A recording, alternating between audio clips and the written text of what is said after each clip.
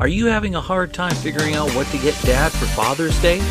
Shop now at sportshistorynetwork.com/row1 and save 15% off your order when you check out Row 1 Brand's Vintage Sports Pictorium Gallery. They have America's best sports art. With over 7,200 historic sports prints, you're assured to find something unique for Dad this Father's Day. If he's an NFL buff, check out the 1963 vintage NFL helmet poster. Shop now at sportshistorynetwork.com/row1.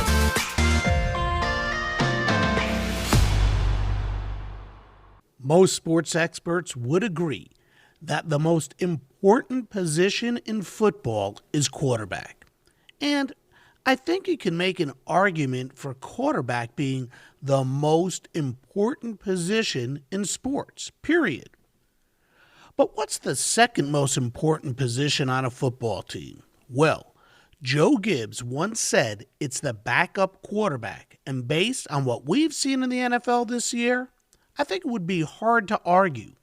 Of course, when talking about the greatest quarterback in the history of the NFL, names like Unitas, Montana, Elway, Manning, Brady, they're always a part of the conversation. But what about the greatest backup quarterback of all time? Is there such a thing? Well, what if I told you yes? How about a quarterback who came off the bench to lead his team to an NFL championship? A backup quarterback who was named the league's MVP. A backup quarterback who finished his career with 20,000 plus yards passing. A backup quarterback who won the majority of the games for the undefeated Miami Dolphins of 1972. Next, on Sports Forgotten Heroes, we're going to take a look back at arguably the greatest backup quarterback of all time, Earl Morrall. This is Sports Forgotten Heroes, a tribute to the stars who shaped the games we love to watch and the games we love to play. Stars who provided us with many thrills, but when their time was up, they faded away. We'll take a look back at their spectacular careers, their moments of fame, even if it was just for one season or just one game. And now, here's your host, Warren Rogan. Hello and welcome to the latest edition of Sports Forgotten Heroes. So glad you could join us as we take a look back at the other guys. Guys who, for whatever reason, never got the notoriety of some of their brethren. Guys who time has forgotten. And today, we're going to talk about the career of a terrific quarterback who never really got a chance to lead his own team, Earl Morrall. A victim of circumstance, Morrall continually found himself on the bench behind guys who would ultimately be enshrined into the Pro Football Hall of Fame in Canton. Yep, Morrall played backup for the likes of Bobby Lane, Johnny Unitas, Fran Tarkenton, and Bob Griese. But when given the chance, Morrall didn't disappoint. There have been many starting quarterbacks who wish they could have had the type of career that Earl Morrall did. Starting quarterbacks who wish they could have compiled the numbers that Morrall did and got sized up for as many championship rings that Morrall did. In fact, there are those who think that even though Earl Morrall was a backup quarterback, he should still be inducted into the Hall of Fame. And on today's show, we're going to talk about the fabulous career Morrall put together with Mark Sullivan. Mark, a member of the Professional Football Researchers Association, is a longtime fan of Morrall's and recently wrote an article for the PFRA's publication, The Coffin Corner, about Morrall and his assertion that Morrall is the greatest backup quarterback of all time. Before we get there, however, just a few reminders. Please spread the word and let your friends and fellow sports fans know about Sports Forgotten Heroes. Spread the word and please give us a 5-star rating on Apple Podcasts or a nice review wherever you can. Follow Sports Forgotten Heroes on Twitter Sports F Heroes, where we make posts on a daily basis. Look for the Sports Forgotten Heroes page on Facebook. Check us out on Instagram or log on to sportsfh.com. That's where you can learn more about our guests, check out articles and other research materials on the forgotten stars we talk about, and click on comments to send us notes about Sports Forgotten Heroes. Let us know how we're doing or make suggestions for future episodes. That's sportsfh.com. And as always, thanks for listening and thanks for your support. So, Earl Morrall was originally drafted by the San Francisco 49ers, and he also played for the Pittsburgh Steelers, Detroit Lions, New York Giants, Baltimore Colts, and Miami Dolphins.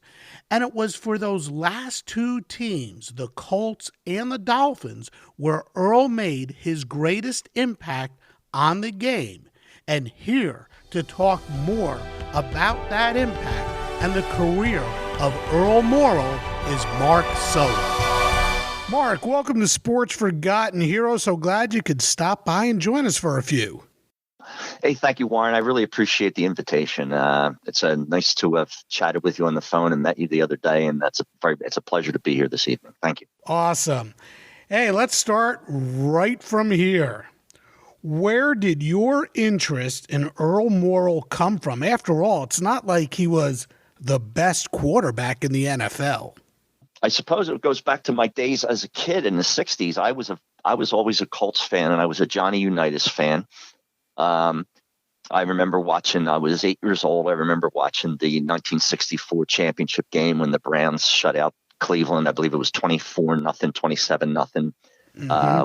Watched it with my dad. Frank Ryan threw a couple touchdowns to Gary Collins, and Jim Brown was on that team. And it just broke my heart watching the Colts. I love the Colts. And then, so I followed them all through the years. I remember my dad took me to Franklin Field one day, and we watched Johnny Unitas carve up the Eagles back in the Joe Q. Herrick era. And I had also written an article for the Pro Football Researchers Association on Joe Q. Herrick, and he was quite a character. But anyway, when the 1968 season came, and Johnny Unitas got hurt, Earl Morrall was our guy. I was a Colts fan, and he was our guy. And the next thing you know, the season took off. They had the best defense in the National Football League that year. I think they gave up 140. A record was 144, 142 points. That was broken by the Vikings the next year. Wow. So I mean, you're looking at a defense that averaged in 14 games, so they were giving up 10.3 points a game, whereas the next year when the Vikings broke it at 140 points in a 14-game season, they were giving up 10 points a game. And they also had some really good Warriors on that 1968 team. They had Tom Matte and Willie Richardson, John Mackey, Bubba Smith, of course, was a great player. Mike Curtis was one of the best middle linebackers of my year, in my view, back in those days. But anyway, I liked Morrall. I just became a fan, and I just I rode with him every week, and he got us to the big game, and then I watched that Super Bowl. I was a kid. It was in 1969. I was 12 years old, and I remember I almost cried when we lost that game. I swear. And I firmly believe to this day that had the Colts played the Jets 100 times, that those two teams, that the Colts would have beaten that team 99 times out of 100. They were that much superior. And I also feel the same way about the Vikings when they played the Chiefs the following year. I mean, we're just looking at the Chiefs were a very good team, but I don't believe they were as superior to superior.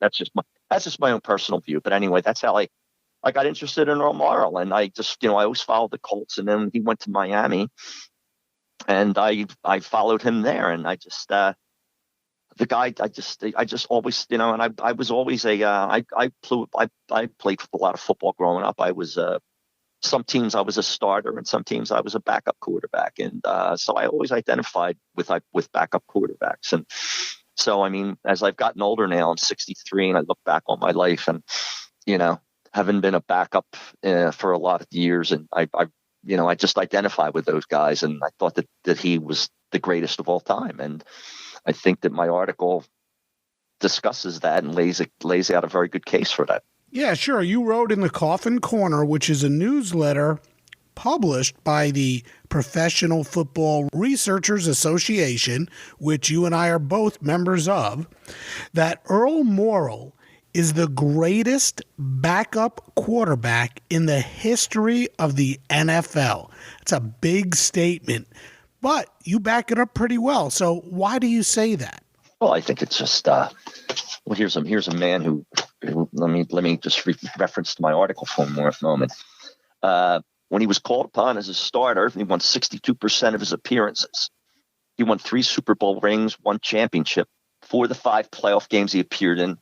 He led 16 fourth quarter comebacks as well as 13 game-winning drives. Played in 2 Pro Bowls, was a 2-time first-team All-Pro, a league MVP, and a Comeback Player of the Year recipient. And most of those awards he won as a backup quarterback. And then when he retired in 1976, he was in the top 25 quarterbacks all time in a number of different categories, whether it was attempts, completions, completion percentage, yards, touchdowns, passer rating. I just feel that, he was like the Mariano Rivera of his era. That's a good comparison. He's the great closer, and the guy that you need on the bench. As Joe Gibbs said, the most important person on the team is the quarterback. The second most important player is the backup quarterback. Yeah, it's interesting. It's interesting you say that, or that Joe Gibbs said that, and then you talk about it.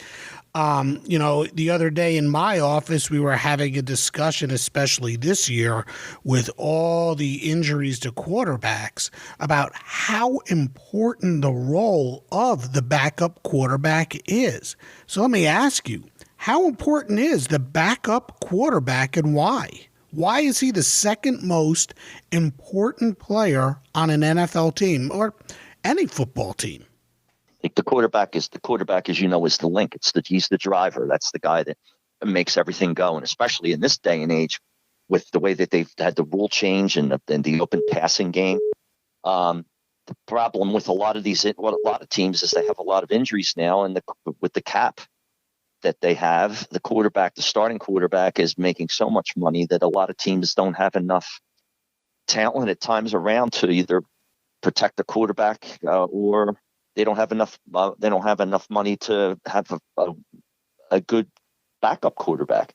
And a lot of today, if you look at football today, teams are either built offensively or very strong defensively.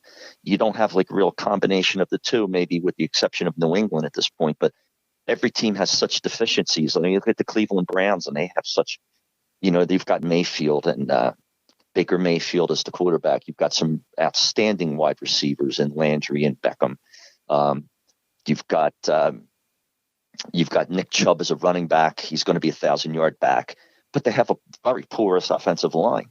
They're strong. They have a strong defensive front, but I mean, Baker's getting sacked back there so many times, and I don't know if he's holding the ball too long. I mean, I've only seen him play a couple times this year, but I was really hoping that Cleveland would win that division and get into the playoffs. But what are they for? I believe they're 4 games behind Baltimore now, and I just don't see that happening.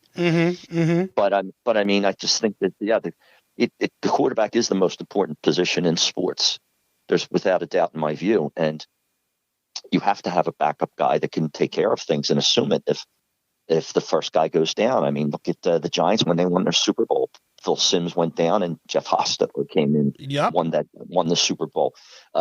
We had here in Philadelphia. Well, I'm living in Maine now, but I grew up in Philadelphia. And 2017, Nick Foles came off the bench after Carson Wentz got hurt and got us into the playoffs and ran the table. We had in one of the greatest Super Bowls ever played. Went down to the last play of the game, actually. If Brady completes that pass over that he threw into the end zone, if that goes to Gronkowski and they go for the 2-point conversion and they tie that game, we have it's possible the Eagles could have lost that thing very easily. Yeah. Well, you like I say, you make a really strong case for why the backup quarterback is so important. And again, you're calling Earl perhaps the greatest backup quarterback in the history of the NFL. And you mentioned a couple of other backups, Nick Foles, Jeff Hostetler. But there have been some other pretty good backups too. And I don't mean to put you on the spot, but we certainly need to discuss them. Jim Plunkett. Jim Plunkett, he led the Raiders to 2 Super Bowl victories. Steve Young, who is famously Joe Montana's backup before stepping into the limelight on his own. Heck, this year, we've seen Kyle Allen come in for and excel as Cam Newton's backup. And in New Orleans, we've seen Teddy Bridgewater come in for Drew Brees and do pretty well. So how is it, especially when you look at Plunkett and Young, who ultimately became starters, how is it that we can say Earl is the greatest backup of all time? Is it because he really played his entire career as a backup and never really, outside of a couple of seasons here and there, really never got the opportunity to be a starter? Is that sort of what you're basing it on? How do you come up with that? Well, basically, you look at some quarterbacks who started as backups. Then they later became Hall of Fame and quarterbacks and Pro Bowl starters. Then they became starters themselves and legends. Look at, like you mentioned, Steve Young. How about Aaron Rodgers? He was backup to Brett Favre. And Tom Brady was backup to Drew Bledsoe. Drew Bledsoe for a number of years until Bledsoe got hurt. You mentioned Jim Plunkett. Well, he came into the league as a starter in New England, and then he got traded to San Francisco, and his career really went downhill, and he was a backup. And then the next thing you know, he took the team over in Oakland and in Los Angeles, and then they won the 2 Super Bowls out there. So yeah, I mean, it's again, there's guys that have started as backups and became starters and legends. There's guys that were starters, then they went to backups, and then they came back and became starters again, like Jim Plunkett. And look at Doug Williams. Doug Williams won a Super Bowl. And then you have the classic backups like Hostetler and Foles, who came in and took a team over and won the big game. So the position is just again, as Joe Gibbs once said, it's the second most important in my view. And I believe very strongly that Earl Morrall was the gold standard of all of it. And I think it was because, and I think that the reason that he is so, and he's not, his time in the league was he was in a lot of ways, Warren, he was a victim of circumstances. Yeah, we're going to get into all of that. We really are. I want to get through so much with you, Mark, and part of that is being a victim of circumstance. But before we get there, let's talk a little more about Earl Morrall. Tell me about his, he was a really good athlete. And he, in the NFL, he was more than just a quarterback. He was a really good punter too. But let's start off. Tell me about his time at Michigan State. He certainly made a mark on the game, the college game, during his days at Michigan State. What can you tell us about his career at Michigan State? Well, in 1955, he took a team to an 8-1 record. They won the Big Ten championship. He led a game-winning drive against UCLA in a 1956 Rose Bowl, and they earned the number 2 ranking that year behind Bud Wilkinson's Oklahoma Sooners. And at the end of that year, his senior year, he was a consensus All-American back. He was ranked 4th in the Heisman Trophy balloting. He was the country's best punter in 1955 with a 44.9 average. And to this day, he still holds several MSU records, 2nd in total offense per play, 4th in passing efficiency, 12th in average yards per punt, and 19th in passing yards per game. So, I mean, here's a guy that left Michigan State University more than 60 years ago, and he still has 4 records that still stand. And you stop and think of all the great players that have come in and out of Michigan State over the time. And then also, while he was at MSU, he also he was, in addition to being a quarterback and a punter, he also played defensive back. I failed to mention that in my article, but I did some further research and I found that. And in addition, he also played shortstop and third base on the university's baseball team that went to the College World Series playoffs. And he played on the same team with Ron Paranosky. Ron Paranosky, when I was a kid in the 60s, was a relief pitcher for the Dodgers, and he pitched on the 63 Dodgers team with Sandy Koufax and Don Drysdale, and there was Marvy Wills, and I'm trying to think of some of the other ball players on that team. Wes Parker, I think, was the first baseman. Johnny Roseborough, because I was a Yankees fan when I was a little kid because I liked Mickey Mantle. And I remember coming home from grade school. In 1963, I had to be second or third grade, and that's when the World Series games were always on in the afternoon. And I used to come home from school, or we even watched it at St. Christopher's. I remember the nuns brought the TV in one day, and we watched the World Series game. And wow, yeah, which was interesting. And but anyway, yeah, they lost 4 straight, and but anyway, Paranosky, I know, pitched on that team, and he pitched on a lot of the Dodgers teams in the 60s. So he played with him, and so he played against quality player. And then I also read later, I couldn't find the name of the teams, but he also had the opportunity to go and play professional baseball. There were teams that were scouting him, and that were interested in signing him to minor league contract, but he ultimately chose football. Do you know why he chose football over baseball? I don't know. I think it was probably just because of the success he had. I mean, if you stop and think, I mean, here's a guy who was unanimous All-American back, 4th in the Heisman Trophy, led the country in punting, was the quarterback of the second-ranked team in the country. I mean, it was just, I think just it's just football. Just, I think when they looked at it overall, I think that was where his talent really lied, and I think that he probably had a better shot. And in addition to back then, as you know, baseball was the number one sport. Right. That's where, if you went anywhere into any sport, I mean, baseball was always people's first choice. So that was also probably a determining factor that, he realized that, well, I would like to play baseball, but I'm a better football player. So I might as well stick with this. So he had a great or a really good career at Michigan State.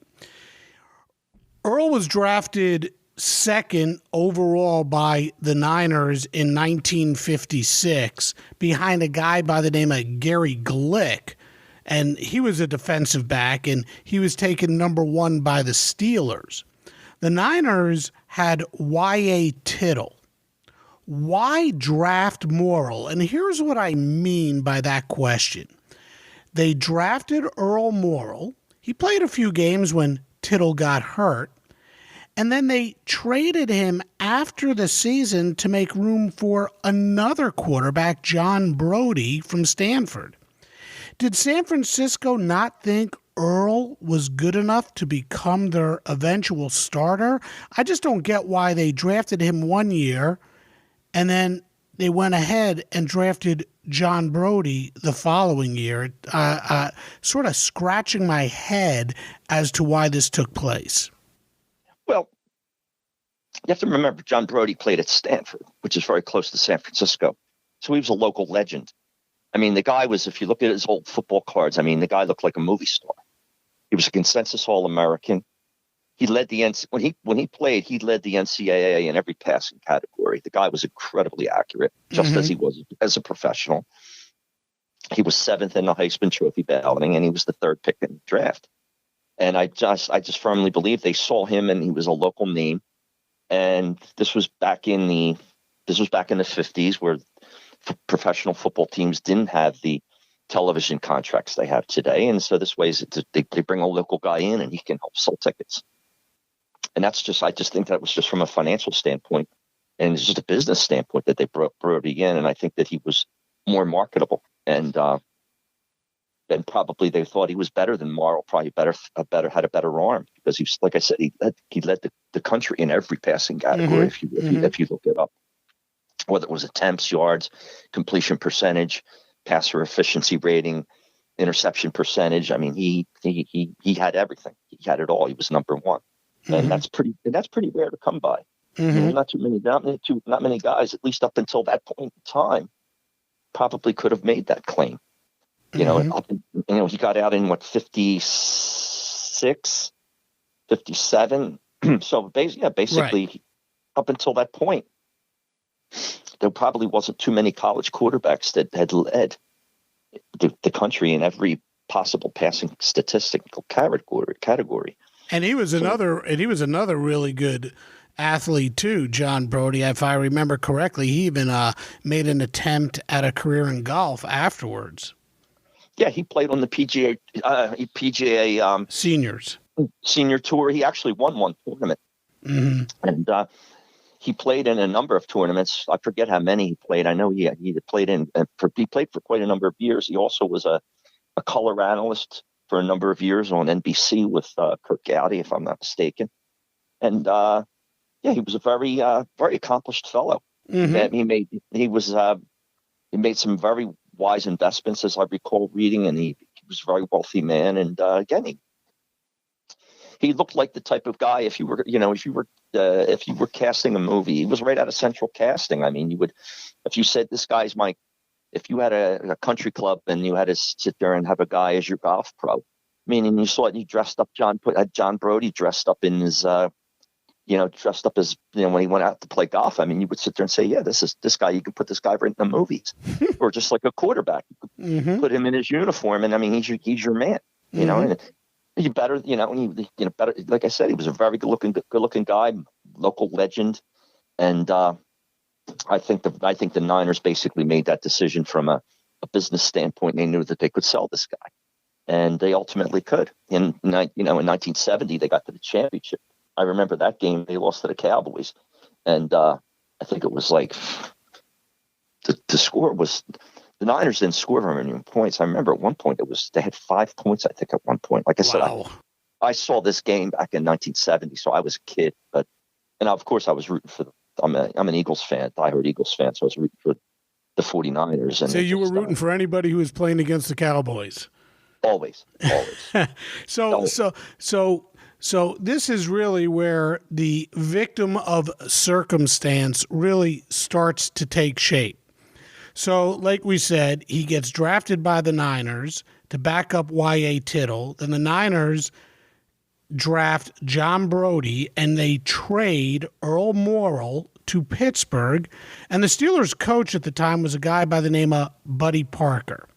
Correct. He inserts Morrill, and Morrill goes as a team starter. He goes 6-5. Now, here's what I don't get. Follow me for a moment. In 1955, the Pittsburgh Steelers go 4-8 with Jim Finks at quarterback. Right. In 1956, the Steelers go 5-7 with Ted Marchibroda at quarterback. Yeah.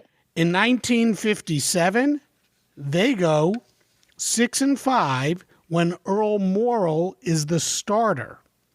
In 1958, they bench Earl and they turn the team over to Bobby Lane, another victim of circumstance here. Sure, Lane was a great quarterback, but what was it about Earl Morrill that the Steelers didn't like and decided they needed to go out and get someone better?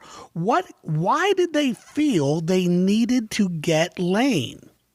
I think it was because of, as you mentioned, about Buddy Parker. He had Bobby Lane had played for Buddy Parker in the early 50s at Detroit, and they won 2 championships together. So it begs the question: why wouldn't you want to have your quarterback, basically the maestro of the 2-minute offense, basically back and work together again? I mean, let's face it, the quarterback and the head coach have such a close working relationship, and they won 2 championships together. And I think a lot of that had to do with it. I think a lot of that was why that they went out and got Lane. And as far as Earl, I think he was just I think it was a victim of circumstance. And I think that I had also did some reading, and they said that some people thought he was too inconsistent to be a starter in the league. I think that was as his career went on. And there was other things like, as far as, for example, I don't think he had the really strong arm for the deep ball, even though they really didn't throw a lot of deep balls back in the 50s and in the early 60s. That really didn't come along, I think, until Bobby Hayes came into the league. Mm-hmm. And that's when you saw zone defenses, right? And because nobody could cover Bobby Hayes. I remember going to Franklin Field and watching Don Meredith. He threw 5 touchdowns one day against the Eagles when I was a little kid. And I think he threw 3 of them to Hayes, and he torched them. And I think it was it's a mere fact that Buddy Parker had a chance to reunite himself with Bobby Ling. And just like, and just like, I mean, there's other head coaches in the history of football that had a fascination for certain quarterbacks and wanted to have them. Look at Bum Phillips. He trades Dan Pastorini for Ken Stabler. Mm-hmm. They're at Houston. Bum Phillips leaves Houston, and the next thing you know, he goes and he trades from Houston to New Orleans, and he goes to New Orleans and he trades to New Orleans and he trades to get Stabler. Mm-hmm. And some guys just like having certain guys; they just feel comfortable with them. Right. And the reason that Bum Phillips made that trade was Stabler, because he knew that Stabler was probably the only quarterback in that era that could possibly beat the Steelers, because Houston couldn't get over the hump. I mean, they had classic games. Some of the best games I've ever seen were between Pittsburgh and Houston. Yeah, sure. Those were great championship games, and the regular season games. Those were must-watch television games. There was one game where I recall back in the 70s, I don't remember which year it was, but they actually took 22 guys off the field. And that's not saying all 22 guys stayed off the field, but they actually took 22 guys off the field because the hitting was so intense back then. I mean, to me, that was the best era in football. Was the 70s and the early 80s. I'm not as big a fan of the game the way it's played today and the officiating and the rule changes, but I just think that it's understandable. And it's really lost a lot of people, unfortunately. Mm-hmm. But you see these the rule changes, and you see guys like Ryan Fitzpatrick will come out and throw 454 yards in a game. And I mean, this guy would be a journeyman in the 1960s if he even made the team, if he even made the league. If he couldn't even probably be on what they called taxi squads back then, he might not even be on that. I mean, it's just a whole different game. And I'm working, in fact, on a third article for the Pro Football Researchers Association. It's called "The Extinction of the Fullback." Interesting. That's a very interesting topic. And I have all the research and the numbers done. I just have to sit there and put together my. I started writing it, and you stop and look at from a football perspective. I mean, I don't know if you want to talk me to chat about this, but I'll be happy to share with you. Well, let's get back to Earl. Let's get back to Earl and try to stay on topic here. I would love to talk to you about the extinction of the fullback, because that's a whole topic in and of itself. So let's go back to Pittsburgh. So they do get Bobby Lane, and he was an All-Pro for the Steelers. But do you think that even though he was an All-Pro for the Steelers, that the Steelers gave up on Morrill too soon? Again, a young quarterback who is not given a chance to develop, because the year after they got Bobby Lane, and Lane did well with the Steelers that first year, or afterwards, they really became a 500 club again. And Bobby Lane really didn't lead them to any sort of promised land. And meanwhile, Earl was now playing for Detroit. He's back in Michigan, but he sat on the bench behind Tobin Rote, Jim Nanowski, and then Milt Plum. So 2 questions here. First, do you think the Steelers gave up on Earl Morrall too soon? Yeah, in a way I do, because when he came to Pittsburgh, the Steelers had a 6-6 record. That was the best record they had in 4 years. And he was backed up. A lot of people may not know this, but he was backed up by 2 Hall of Fame quarterbacks himself, Lenny Dawson and Jack Kemp. Lenny Dawson, obviously everybody knows, was a Hall of Famer with the Chiefs, and Jack Kemp was an AFL Hall of Famer with the Chargers and with the Buffalo Bills. So he actually, and in that year in 1957, he made it to the Pro Bowl for the Steelers. That was his first Pro Bowl. So the first opportunity he ever got to play as a starter, he not only had a winning record, but he was selected for the Pro Bowl, which back then was a big honor. I mean, today it doesn't have the cachet that it has today. I mean, none of these guys go to the game and play anymore. You see 5th and 6th alternates go, and it's just a disgrace. I mean, but back then, I mean, it was a very high honor, and he went and he represented his team.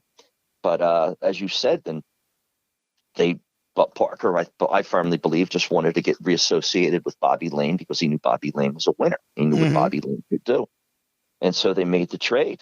And next thing you know, he went to the Lions, and as you stated, he backed up Rote and went Jim Nanowski from another MSU guy, and then Milt Plum. But in '63, when he played, he had his best year with the Lions. He was he was named the team's MVP. And he had a very good statistical season. Yeah, he threw for 24 touchdowns, only 14 interceptions. He was 4-5-1 as a starter, threw for over 2,600 yards.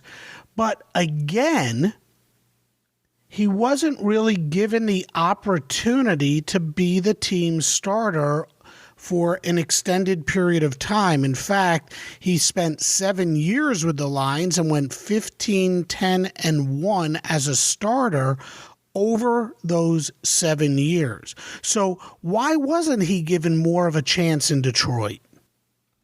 Well, I think that what happened was initially when he got there, they had Tobin Rote, who was a Pro Bowler, right? He happened to have that misfortune again, victim of circumstances. Mm-hmm. Then they went to Nowinski, who was a Cleveland Browns signal caller and probably had more experience.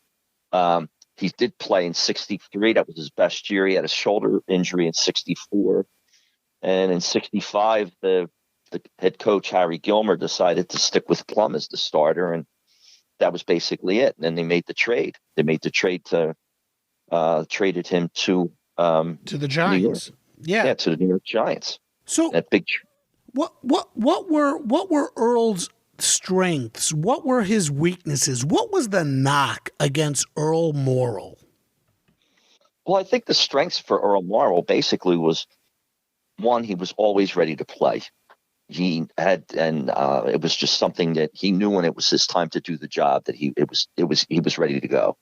His leadership ability. He had a great deal of character. The players respected him tremendously. I read things about him and they said everybody liked him, everybody respected him. Another thing, which I think is a strength, I think he knew his limitations as a quarterback. I mean, he knew he wasn't Johnny Unitas. He knew he wasn't going to scramble around the field like Fran Tarkington. He knew he wasn't going to be like possibly as accurate as Bart Starr. But he knew his limitations, and he had a 21-year career, which by implication just shows that he had a strong love and desire of the game. And I think that those are things that really show up in a huddle when you have 10 guys looking at you. And like I said, I played football for years. I was a starting quarterback and a backup quarterback, grade school and high school, recreational league teams. And so I know what it's like. I mean, guys will look to you and they look to you for leadership. They look to you for they look for you to make the direction, to make the decisions, and to make the plays, to get to just throw the touchdowns and to make the big plays and to win. And I think that his colleagues and his teammates knew that. I think the weaknesses that he had basically he was kind of slow. His feet were kind of heavy.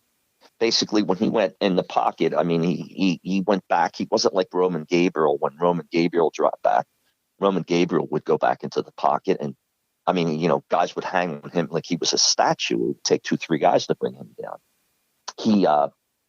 I think it was basically he went back there, and if there was some serious pressure, he was too slow to move in the pocket.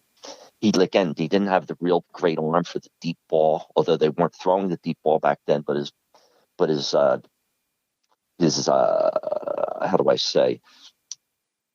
His yards per completion were never really excessive.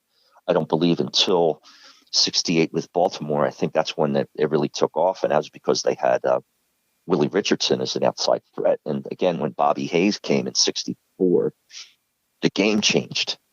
There's certain guys that revolutionized the game. Jim Brown revolutionized the game. Bobby Hayes revolutionized the game. Lawrence Taylor revolutionized the game. Right. And I just think that he just never had that. He didn't have that outside threat for all those years. And another thing was the one thing that I read, and I've read this in a number of places, he was just always widely held to be too inconsistent to be a starter in the NFL. That was the knock on him.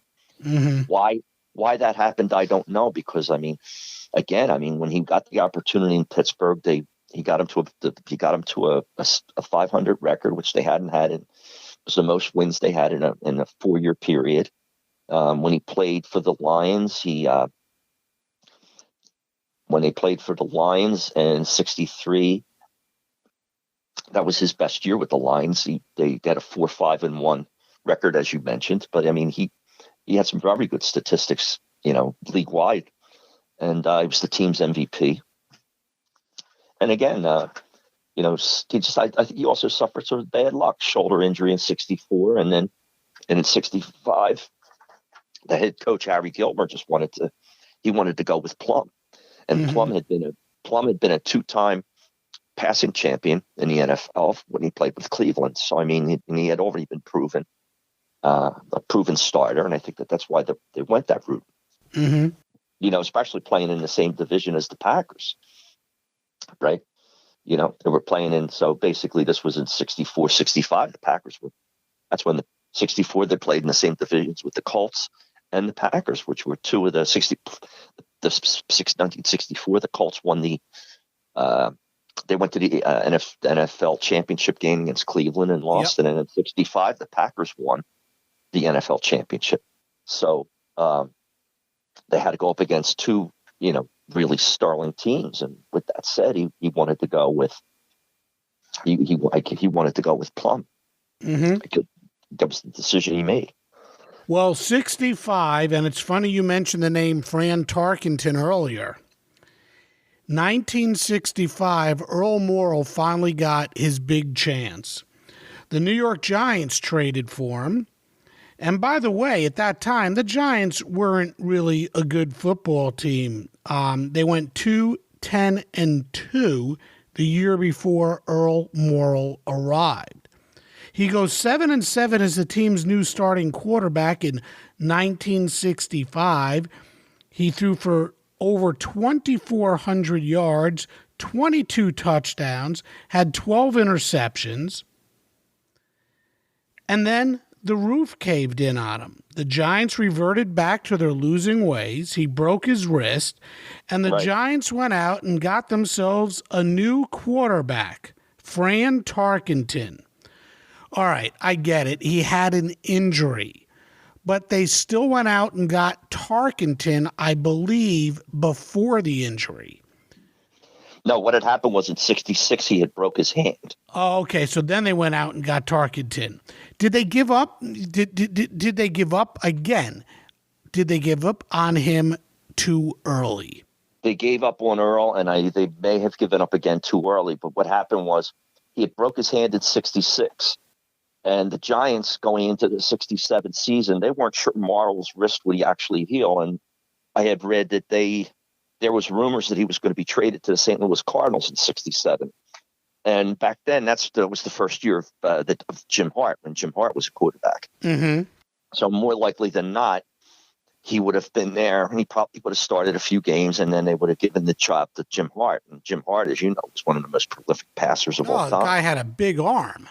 Big arm, and when you got him on with the Air Coryell teams of the 70s, he was just a fabulous player. But anyway, then what happened was there was a gentleman by the name of Tom Kennedy. There was two other quarterbacks on the team. There was Gary Wood, Tom Kennedy, and then there was Morrill. They weren't sure Morrill's wrist was going to heal, so they were ready to trade him to the Cardinals. But what happened was Tom Kennedy got hurt, so they had to keep Morrill around, and then all of a sudden they made the deal for Tarkenton. And the rest was history. I mean, Tarkenton took him to a 7-7 record the first year, and next, 1968, Earl shipped out again. But Tarkenton had some phenomenal games with the Giants. One of the greatest football games I ever saw in my life was the New York Giants against Washington Redskins, and they played Yankee Stadium. Washington was up 3 touchdowns with like maybe 11 minutes to go and 12 minutes to go or something like that. And Tarkenton brought him down the field, scored 3 touchdowns, and they beat Washington. I still remember it. I watched it as a kid with my dad. And one of the greatest games I ever saw, one of the greatest performances I ever saw from quarterback. I mean, the man was just unbelievable, things that he could do. And, so obviously, I mean, they brought Tarkenton in. There was no way that they were going to play Morrill again, and they knew it. Mm-hmm. So they traded him. They traded him for a reserve tight end named Butch Wilson, and an undisclosed draft choice.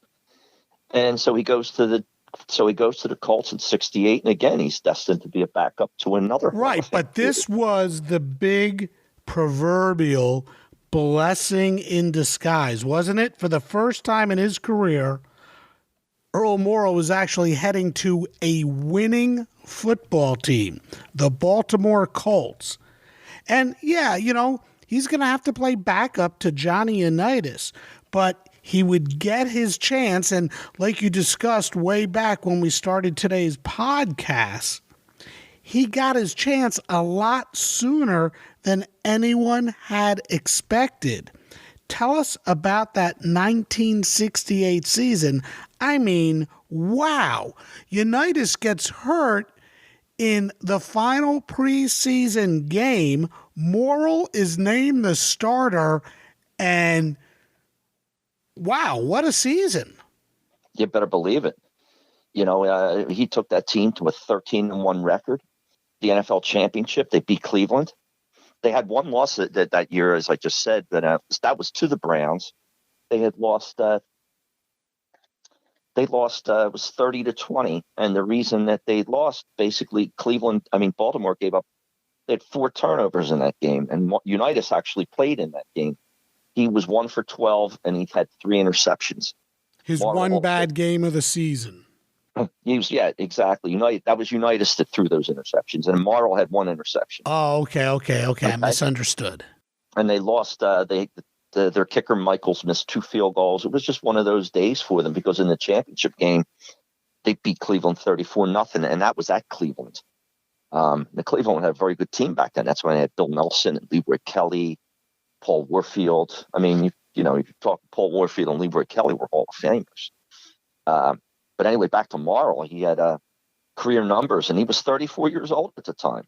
It was 3rd in the league in passing percentage, completion percentage at 57.4%. 2nd in yards for more than 2,900 yards, 26 touchdowns, which led the league. Passer rating of 93.2, which was 2nd in the league. And it was like the football gods just looked at him and just gave him a blessing, and it was his time, And here's a 34-year-old guy. I mean, how often would that happen in history? Mm-hmm. And then, unfortunately, as I mentioned in the article, his Faustian deal with the football gods ended tragically. But before it ended, he was named the league MVP. He was first team All-Pro, and he was he led the exactly, and he had the 2nd in the league in passing. I mean, it was just a phenomenal season. But then, like you said, go ahead. And then when they got into Super Bowl III against Joe Namath's Jets, he threw 3 first half interceptions, and the last one was the killer because, as I recall, it was Jimmy Orr. Jimmy Orr was downfield alone in the end zone, waving his hands, and he threw the ball to somebody else, and I believe it was Johnny Sample or Randy Beverly intercepted the pass. Because Johnny Sample used to play for Baltimore in the 50s. He was on the 58 and 59 championship team. And, I got to know a lot of the guys on the Jets, names and players. I used to follow them. I used to collect football cards when I was a kid, and I hated them. I hated the Jets, and I still do to this day for that reason, because they beat them. But anyway, he threw 3 first half interceptions, and they brought Unitas in. But I had seen television interviews on ESPN and NFL Channel, things of that nature. Unitas said he believed that if he had gotten into the game earlier and had more time to work, he might have been able to pull that game out. Maybe he could, maybe he couldn't. But at that point in his life, in '68, Unitas' arm was pretty well shot, and he didn't learn it till many years later. What had happened was the tendon on his passing arm had detached from his elbow. And so when he threw the ball at times, the ball would just flutter because he couldn't get a good handle on it. He didn't have the speed on it. And back then they didn't have MRIs, they didn't have CAT scans, so they couldn't do the diagnoses that they can do today. So he went out there with basically was like a wounded arm. It was like a bird with a wounded wing, and he went out there. He gave it their shot. He did get him into the end zone for 1 score, but it just wasn't enough. But yeah, it was a tragic day in my life. It was a very tragic day in my life. It really was. It really was. Yeah. Well, the following season, Johnny Unitas is inserted back into the lineup as a team starter, and Earl took his spot on the bench behind Johnny. And he really didn't play much again until Johnny Unitas got hurt again, and that was the 1971 season. And once again, Earl Morrall was up to the task, and he went 7-2 as the Colts starter. So every time Earl was asked to start, he does his job. Let me ask you this. I don't know if you can answer this. Was Earl Morrall disappointed he didn't get more chances? I mean, how did he handle all of this? That's a great question, Warren, and I don't know the answer because how can you get into anybody's head to answer? But you just have to stop and think about it. The man was he was a warrior. He was an ultimate competitor. So that deep down he wanted to play. He wanted to be out there. I mean, one of the strengths, in my view, not only did he knew his limitations, but he was a great leader. But the one thing was that he was always ready to play, and he knew when he was ready to be counted on, he had to go in and do the job. In my view, basically he had that inner strength to know that he could play. But he lived in an era where it was team first. There's no I in team back in the 60s. There's no such thing. It's not like today where you have guys like Antonio Brown and Odell Beckham Jr. and the divas of the league. I mean, that all started, I believe, with probably Chad Johnson, maybe Michael Irvin, or certainly Tyrell Owens. I mean, he played here. He played in Philadelphia for a year or two, and I mean, it was just a nightmare. I mean, the guy's a Hall of Fame player, but I mean, you start to see that now. It's another reason the game certainly isn't as, in my view, as great as it used to be, because there's just too many egos involved. I mean, back then, guys, they played for the team, and it was team first. Right. Well, like we said, victim of circumstance. He played behind some pretty good quarterbacks. Y.A. Tittle, whom we've discussed, Bobby Lane, whom we've discussed, Fran Tarkenton, Johnny Unitas. It's not like he was getting benched for inferior talent. But, he spent some years, 4 years in Baltimore, and after the 1971 season, at the ripe old age of 38, he is waived by the Colts. Irony, though.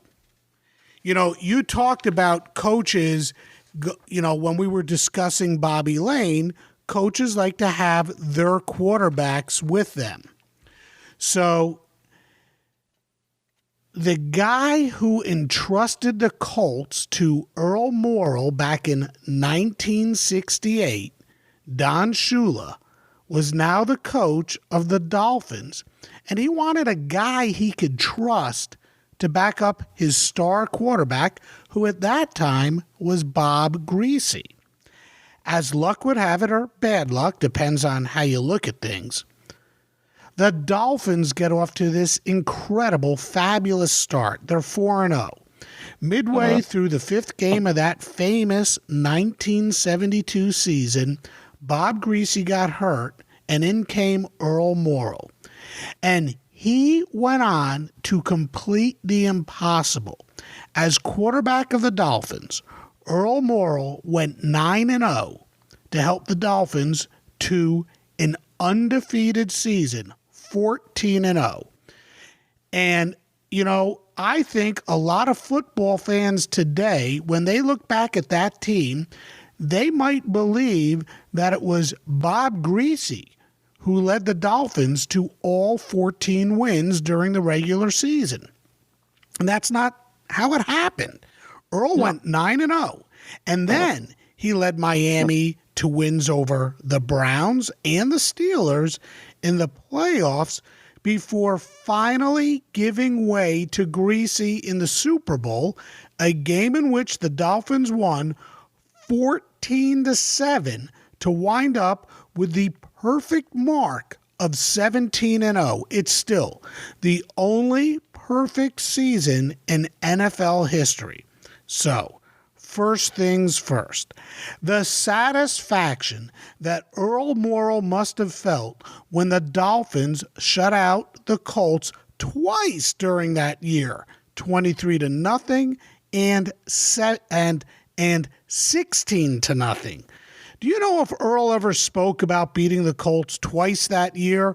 I mean, have you heard anything about it? What kind of guy was Earl? Did he take pleasure in some sort of revenge? That season, just absolutely incredible. I have not read anything on that, but based on what I have read about Earl Morrall, I do not believe he would have done anything like that.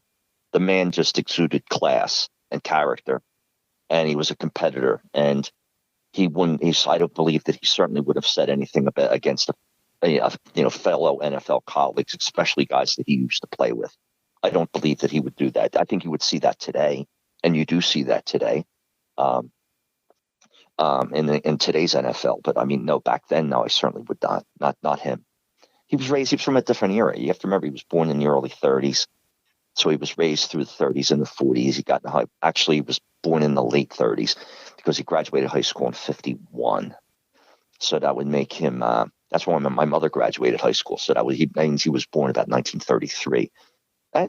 These are people that grew up in the 30s, the Depression. Yeah, he was born in 34 in Muskegon, Michigan.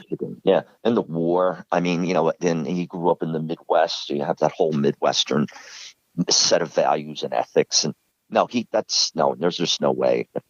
There's nothing I've ever seen written about it. And I firmly believe that he would never sit there. Now, if he, like I said, I couldn't get into his head. He might have walked around by himself thinking, oh man, this was great that we beat them twice. But I don't think he would never come out and say something like that publicly. I mean, the man had just too much class, too much character. Mm-hmm. His numbers for that season they were pretty darn good. I mean, obviously, he led a team that was really a running team. He threw for 11 touchdowns and had 7 picks and totaled 1,360 yards. Talk about that incredible season if you can, and how luck was finally on the side of Earl Morrall. Well, he He basically he was just around they had a really great offensive line, that team. You figure you had two Hall of Famers. You had Jim Langer, and you had the right guard, and his name escapes me at the moment, but he also made the Hall of Fame. You had Paul Warfield on the outside, Hall of Fame wide receiver. And then you had two really solid running backs. You had Larry Zonka, a Hall of Famer. The guard's name that I couldn't remember at the moment was Larry Little. Oh, sure, Larry Little, right? Larry Little, two Hall of Fame offensive linemen. You had a Hall of Fame fullback, a Hall of Fame wide receiver. You had a 1,000-yard runner in Mercury Morris, and you had the backup running back was Jim Kick. So it was an offense that was perfectly suited, I think, for him at that point in his life. Like you said, Warren, he was 38 years old. I mean, so he didn't have to go out there, and he didn't have to go and put the ball up, 35 times a game, like say Jim Hart did when he was with the Cardinals back in the early 70s, or Dan Fouts did when he took over the Chargers when Don Coryell took over the team. He didn't have to run it that type of an offense. He was more of a game manager, like what Phil Simms. When I think of like the ultimate game manager, I think of guys like in the modern era. I think of guys like Phil Simms is one classic guy, a guy that can come in, he can move the team, he can move the chain, he can move the chains. He's not going to put up a ton of numbers, passing wise, but he can get the job done, and they're pretty steady and they win. He doesn't turn the ball over, and he only had 7 picks that whole year. So, and he had a 55% completion average, 8th in the league. So, I mean, he had in 150 attempts, and he had, what did I say? He had 7 picks in 150 attempts. Right. He did. He didn't throw. It was a running team. He did not throw the ball a great deal, but I believe his quarterback rating was near the top of the league. He was over 90%, over 90. Yeah, it was 91%, and actually led the league in passing. He was number one passer rating that year. So in addition to not only being the number one passer of the year, he was first team All-Pro, and he was also the comeback player of the year. Mm-hmm. I mean, a very impressive thing for a man at 38 years of age. No doubt. I mean, no doubt. I mean, the only guys that have played at that level that have probably the only guys that have played at that level that have been that age or older that have really done anything spectacular in NFL history would probably be Tom Brady. Right? Yeah. You make a good point. The only other guy I can maybe think of, but he really wasn't a quarterback at that point, was George Blanda. I was just going to say that Blanda would also be another, but Blanda was the type of guy who could come in and as a backup at that point in his career, especially with Oakland at the end, and he could move a team, and he still had a gun, and he probably had a better gun than Marl did, but the fact of the matter was that Marl did something that, again, like you said, and anybody that knows professional football knows, he did something that no one else had ever done before, and no one has done since. Right. And for a man who's 38 years old, and to lead the league in passing, to be first team All-Pro, comeback player of the year, lead a team to the undefeated season. I mean, it's just miraculous, literally miraculous, because when you look at him, I mean, he wore the high top shoes like Johnny Unitas. He had the buzz haircut like they wore back in the 50s, and this was in 1972 when guys were wearing their hair longer. I mean, he looked like a throwback to a different era. But the bottom line was that the guy just knew he was a competitor. He knew how to win, and he was a great leader. Guys followed him. Those guys would have followed him through a brick wall if they had to. Right. There was only one disappointment that whole year for him. It had to be the Super Bowl. He got pulled in the Super Bowl to make way for Greasy because the Dolphins were struggling against the Redskins. What happened? How did it all finally catch up with him in that game? Well, what happened was in what happened was he won he won in the divisional round against Cleveland, and he was in the AFC Championship game. He threw a touchdown to Zonka, and then Don Shula put Greasy in the second half, and then Miami beat Pittsburgh. And then in the Super Bowl, Morrill didn't play whatsoever. He went with Greasy the whole time. And so Greasy, they won 14-7. And I believe it was, that was the touchdown. The touchdown that Washington had scored was the interception that was thrown by Garo Yepremi. Yeah, the kicker. Yeah, and the defensive back, his name escapes me. It'll come to me in a moment. But anyway, Mike Bass, no. But anyway, yeah, and that was Washington's only score. But then again, Miami had a great defense on that back then. They had Dick Anderson as a safety, who was a first-team All-Pro. They had Vern Den Herder, who was a pass rusher. Bill Stanfill. They had Mick Bonacani as the middle linebacker. He's a Hall of Famer. There are 4 or 5 names that come immediately to my mind. And it was just a great defensive club. And as the old saying goes, offense sells tickets, defenses win championships. And they had the right man to run that offense for that team. And Shula said that. Bob Greasy said that. Bob Greasy once said that there would be no perfect season if it wasn't for Earl Morrill, and that's certainly the truth. Mm-hmm. So, yeah, no doubt about it. Yeah. That was really it for Earl. He played sparingly after that, and finally he retired after the 1976 season at the age of 42. For his career, Earl Morrill was 63, 36-3 as a starting quarterback. Do you have any idea on how he looked back upon his career? No, but I think that there's a quote that I found, and I placed it in my article. It's at the end of the article, and I think this. Let me read this to you, and I think this sums it up. When asked in a 1989 interview what it took to come off the bench to be an effective quarterback and team leader, Morrill replied, "When you get the chance to do the job, you have to do the job. That's all there is to it."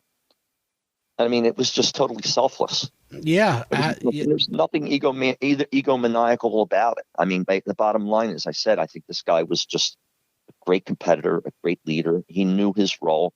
I think he was also conditioned to the fact that, stop and think about it, he had been conditioned all of his career to be playing behind some Hall of Famer. At the time, these guys obviously weren't Hall of Famers, but everybody, when he went into San Francisco, he was drafted. He knew that Wyatt Till was a Pro Bowl quarterback, an All-Pro quarterback. Then he went to Pittsburgh, and then he got traded for Bobby Lane, and he knew, oh God, this is another Pro Bowl guy that I have to. That's why they're getting me out of here, making room for him. Then he goes to Detroit, and he's playing behind Tobin Rote, who's a Pro Bowl quarterback. He played behind Nowinski, and then Milt Plum, who had been a former Pro Bowl quarterback. So then they deal him to the Giants, and then he plays there a year, and he plays there as well. His first year, he gets hurt, and then the next thing you know, they trade him for Tarkenton, who was a Pro Bowl quarterback at the time. Then he goes to the Colts, and he's thinking, oh no, I have to play behind Unitas, and one of the greatest ever. Next thing you know, Unitas gets hurt, and then he miraculously has that 1968 season, and then again in 71, he comes off the bench to win to when Unitas got hurt in the Super Bowl to lead the winning drive. Jim O'Brien kicks the field goal with 13 seconds left. I mean, the first time the Super Bowl was ever decided by a field goal. Then he goes to Miami, and the next thing you know, he's at that point he's in his late 30s, and he's playing behind a young Pro Bowl quarterback again by the name of Bob Greasy. And he was just again, I think he was just the guy at the point of that interview. He was just the guy, and I think he acknowledged that, when I was called to do the job, I just had to do the job, and that's all it was. And did it probably internally grate on him that he wasn't the starter, and he probably should have been. Sure, of course, I'm sure he would. Mm-hmm. He was a competitor. He was a Pro Bowl quarterback. He led the league in passing. He was a league MVP. To sit there and to be like that and to win those accolades at a later age in life and then sit there and have to be benched. It had to be very, very difficult for his. Let's face it, every human being has an ego in some way, shape, or form. Sure. And I believe with that said, I just think that he was, I just think that he was just like, again, he was raised in a different era than the 30s and the 40s. He played in the league in the 50s, 60s, and 70s when the players were more about a team, and there was no such thing as free agency. The players were more concerned about winning and their team than in a lot of ways than I think that they may be today. Mm-hmm. And then after he retired, he went to the University of Miami. He became a quarterback coach, and he helped develop Jim Kelly, Hall of Famer, Pro Bowl, two other Pro Bowl quarterbacks, Vinny Testaverde and Bernie Kosar. So I mean, he knew, he had the gift as being a backup quarterback, having been a starter, having been an All-American, to know how the positions to be played. Mm-hmm. And he passed that wisdom on to those gentlemen who, again, had very successful careers. Mm-hmm. And again, I just believe that he's the gold standard of the profession. I just don't see any. In my view, I don't see anybody who could sit there and say, "Well, what about this? What about this backup?" Well, this guy was predominantly a backup, and he did things as a backup that no one had ever done before. Yeah, he won a league MVP as a backup, and he also led a team to a perfect season. Yeah. I don't believe anybody will ever do something like that again. Not as a backup, for sure. No, I don't think you'll ever see another perfect season. Although New England might be able to do it. If anybody could do it, New England and Brady and Belichick could do it. But as far as a backup coming off the bench and leading a team to a perfect season or winning a league MVP award or something to that effect, I don't see it now, because the contracts that the starters are making are so much that nowadays they bring these backups in, and that some of these guys don't even belong in the league. Right. And you make a perfect point. By the way, Mike Bass was the correct answer for the man who returned the interception, the fumble of Garo Yepremian. You're correct. I mean, take a look, like we said in the beginning of the show, how important the backup position is. Drew Brees goes down. Where would the Saints be without Teddy Bridgewater? Where would the Colts this year be as Andrew Luck retires right before the season starts? Where would they be without Jacoby Brissett? Where would the Jaguars be without George Minshew? Right? You have all these backup quarterbacks. You have to have a really, really good, if not great, quarterback sitting on the bench to come in, especially if you are a really good team, a Super Bowl contending team. You have got to have yourselves a really good, if not great, backup quarterback. You have built everything to go to the Super Bowl, and your quarterback goes down. And again, the perfect example of that is this year. There is no doubt that the Saints are a Super Bowl contender. If they didn't have Teddy Bridgewater to back up Drew Brees, where would the Saints be? Would they still be as good as they are? Would they have a shot? No. So it's really important. I mean, if they had, and I don't mean this in a real negative way, if they had Luke Falk as their backup instead of Teddy Bridgewater, look what Falk did with the Jets. They cut him as soon as Sam Darnold came back.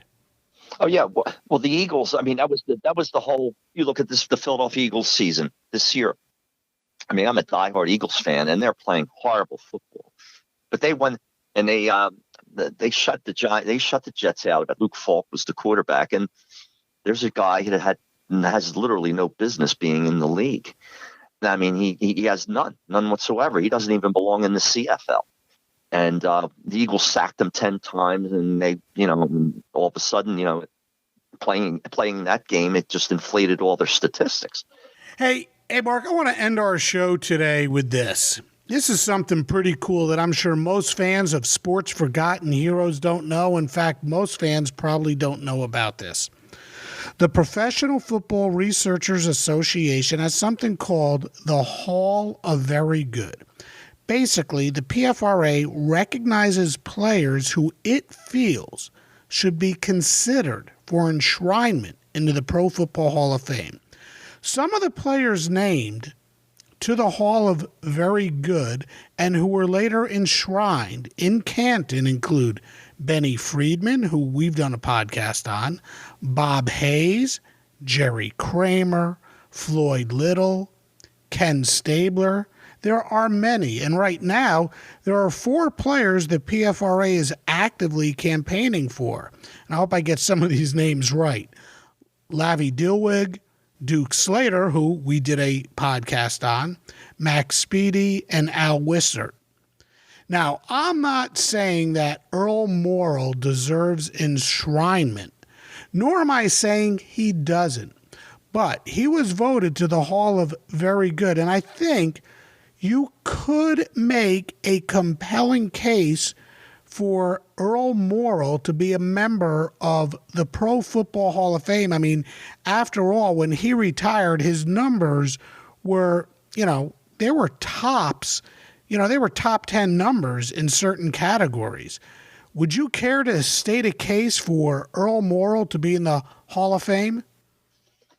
Oh, I most definitely would. I believe that the man's longevity, the fact that he had won 62% of his games whenever he played, 3 Super Bowl rings, 1 championship.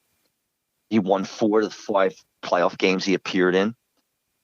He was a money player at the end of the game, led 16 fourth quarter comebacks, 13 game-winning drives, 2 Pro Bowls, 2-time first-team All-Pro, a league MVP, a Comeback Player of the Year award, quarterback of the team that led the perfect season, took Miami to the and had the only perfect season in NFL history. And as you said, Warren, and as I mentioned in my article, when he retired in 1976, he was in the top. He was among the top 25 quarterbacks in just about every category: attempts, completions, completion percentage, yards, touchdowns, interceptions, and percentage, and passer rating. He was 14th in passer rating.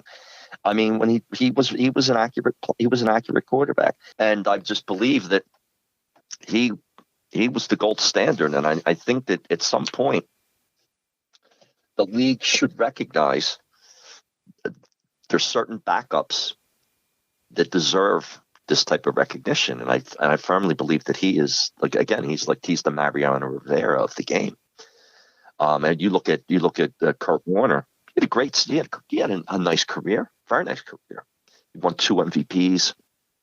He took the Rams. They went to 2 Super Bowls. They won 1 of them. He took the Cardinals to a Super Bowl, and they lost in the last play of the game to Pittsburgh.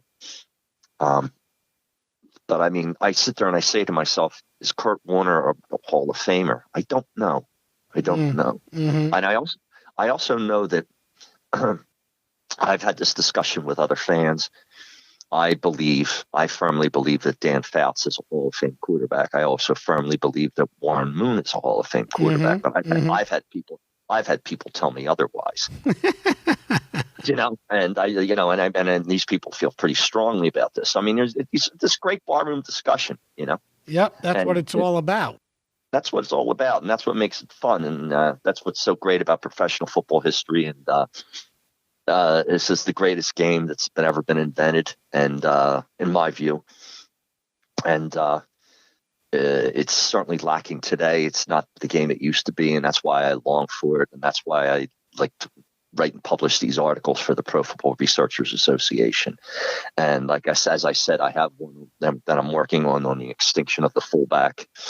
And another position I believe that's also nearing extinction or just about near extinction is the the extinction of the middle linebacker. I mean, it's almost like in nature. You have a big animal and you need another big animal to be able to deal with that animal. And you look at history throughout the 50s, you had Joe Perry and you had Jim Brown and you had Jim Taylor, Dick Bass, Rick Casares, Larry Zonka, Franco Harris. Then you go later in time and you have Leroy Horde and you have Christian Okoye.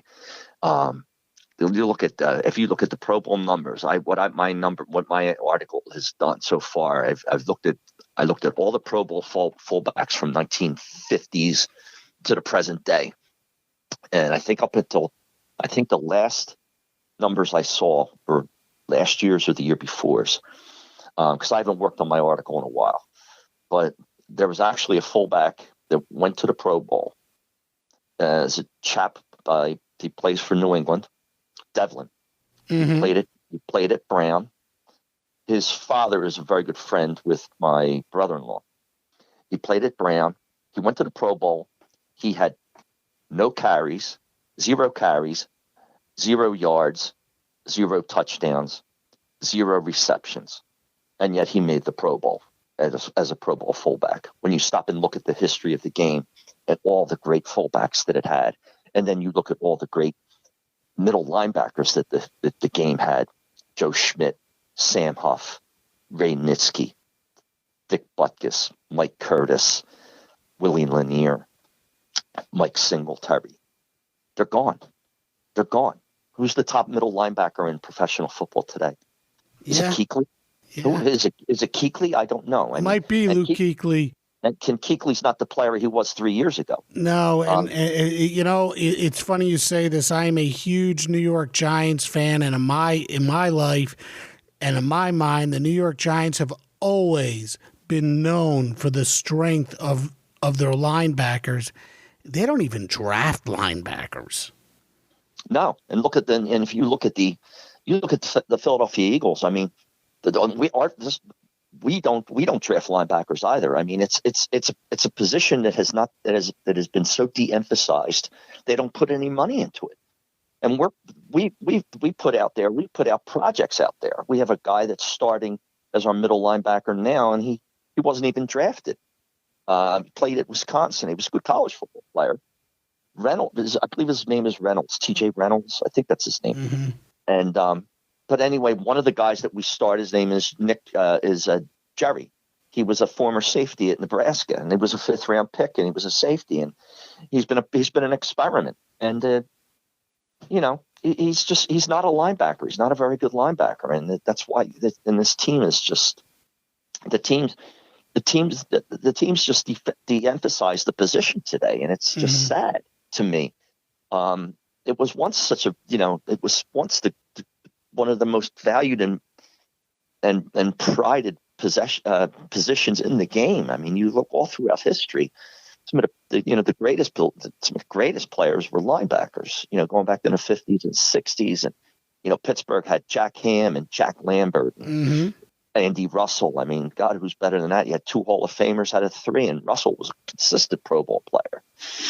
And you had at Oakland, you had Phil Villapiano, and you had the Stork, Ted Hendricks. I mean, Ted Hendricks, Hall of Famer. Yeah. You had guys like in the earlier Oakland Raiders teams, you had guys like Dan Connors. I mean, the Chiefs had Buddy Bell, and they also had Willie Lanier, 2 Hall of Famers. Packers had Ray Nitschke, and they had Leroy Jordan. I mean, these are great players. A lot of them aren't, some of them aren't Hall of Famers, but some of them are. And Chuck Howley on the Cowboys. It just goes on, and it's a different game. Different game. Hey, Mark, we gotta wrap her up. I want to thank you so much for joining me to talk about Earl Morrall, and at some point we'll do something about the extinction of the fullback and what's going on with linebackers. I would love to talk to you more about that. But right now we're going to wrap this one up. Thank you for joining me on Sports Forgotten Heroes. It's been a pleasure. Well, thank you, Warren. I really appreciate the opportunity to speak with you, and it was a lot of fun, and I hope that we get a chance to do this again. Hey, thank you. I think today's episode of Sports Forgotten Heroes and the discussion as to whether or not Earl Morrall is the greatest backup quarterback in the history of the NFL is quite interesting. After all, who would ever think of such a distinction? And until I read Mark's article in the Coffin Corner, I never really considered such a distinction. But when you go through an entire career, a 20-year career, as a backup, with a very slight detour as the number one quarterback for the New York Giants, it's a great question. Was or is Earl Morrall the greatest backup ever? When you consider all he did, and that included compiling a career record of 63 wins with 36 losses and 3 ties, over 20,000 yards passing, 161 touchdown passes, a league MVP, and 3 championship rings, a very compelling argument can be made for such a distinction. And there are players who have been inducted into the Hall of Fame with less credentials. What a great question to ponder. Once again, I'd like to thank my guest today, Mark Sullivan. What a terrific discussion, and I hope all of you enjoyed it. Next time, we're going to go back to 1936 and talk about a really interesting time in U.S. and Olympic history. The first ever basketball tournament to be played in the Olympics and the controversy that surrounded it. And of course, the stars of the team who helped bring home the gold for the U.S. in basketball. That's next time. For now, thanks for listening, and we'll see you next time on Sports Forgotten Heroes. We here at the Sports History Network proudly partner with 26 podcasts, all revolving around the history of sports. But did you know that many of our hosts were sports history authors way before they started their shows? It's true. We've got Joe Ziemba, host of When Football Was Football, Joe Zagurski, host of Pro Football in the 1970s, Mark Morthier, host of Yesterday Sports, Tommy Phillips, host of Lombardi Memories, and Scott Adamson, co-host of From the 55-Yard Line. All these authors have many books for you to choose from. To check them out, go to our website at sportshistorynetwork.com/sportshistorybooks. Pick up your copy today. Soundtrack provided by Kevin MacLeod of filmmusic.io.